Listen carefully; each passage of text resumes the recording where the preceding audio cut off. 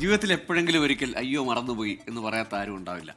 അപ്പോൾ അങ്ങനെ ഈ മറവി ആഘോഷിക്കാനും കളിയാക്കാനും ഒരു ദിവസം വന്നിരിക്കുകയാണ്. അങ്ങനെ ഒരു ദിവസമാണിന്ന്. നമ്മൾ മറന്ന കാര്യങ്ങൾ ഓർത്തെടുക്കാനും അതുകൊണ്ട് സംഭവിച്ച അബദ്ധങ്ങളെ പറ്റി ഓർത്ത് ചിരിക്കാനും ഒരു ദിവസം. എത്രയൊക്കെ ഓർത്തെടുത്തെന്ന് പറഞ്ഞാലും ചില കാര്യങ്ങൾ നമ്മൾ മറക്കാറില്ലേ? അത്യാവശ്യമായി ഒരു സാധനം എടുക്കാൻ റൂമിൽ പോയാൽ റൂമിലെത്തിയാൽ അതെന്തിനാണ് പോയതെന്ന് പോലും ഓർക്കില്ല. ഫ്രിഡ്ജ് തുറന്നു കഴിഞ്ഞാൽ എന്തിനായിരിക്കും ഫ്രിഡ്ജ് തുറന്നതെന്ന് ഓർത്തെടുക്കണം. പ്രിയപ്പെട്ടവരുടെ പിറന്നാൾ ദിനം ഒരാഴ്ച മുന്നേ ഓർത്തെടുത്താലും ആ ദിവസം എത്തിയാൽ മറന്നുപോകും. പ്രിയപ്പെട്ട പാട്ടിന്റെ ഈണം ഓർമ്മയുണ്ടാകും, വരികൾ ഓർമ്മയുണ്ടാകില്ല. അങ്ങനെ എല്ലാ മനുഷ്യരും ഒരുപോലെ മറക്കുന്ന കാര്യങ്ങളുടെ എണ്ണമെടുത്താൽ അതങ്ങനെ നീണ്ടു നിവർന്നു നിൽക്കും. ഈ മറവികളെയൊക്കെ ഇനി ആഘോഷിക്കാം. സ്വാഭാവികമായുള്ള മറവി അതൊരു പ്രശ്നമല്ല.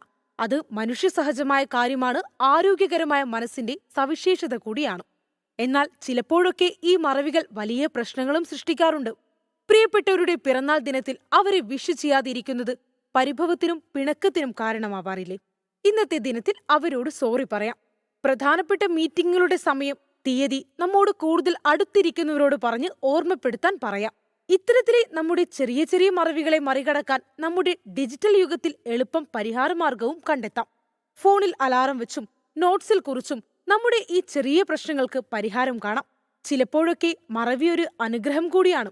അതുകൊണ്ട് ഇത്തരത്തിലെ മറവികളെ പേടിക്കാതെ മറവി കാരണമുണ്ടായ അബദ്ധങ്ങളെപ്പറ്റി ഓർത്ത് ഇന്നത്തെ ദിവസം നമുക്ക് പുഞ്ചിരിക്കാം.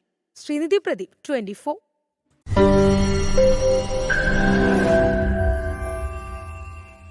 ലോകത്തെവിടെയായാലും ഏത് സമയത്തും 24 വാർത്തകളും ഓഗ്മെന്റഡ് റിയാലിറ്റി പാക്കേജുകളും എക്സ്പ്ലെയിനറുകളും വിശദമായി കാണാൻ ഞങ്ങളുടെ യൂട്യൂബ് ചാനൽ നിങ്ങൾക്ക് സബ്സ്ക്രൈബ് ചെയ്യാം.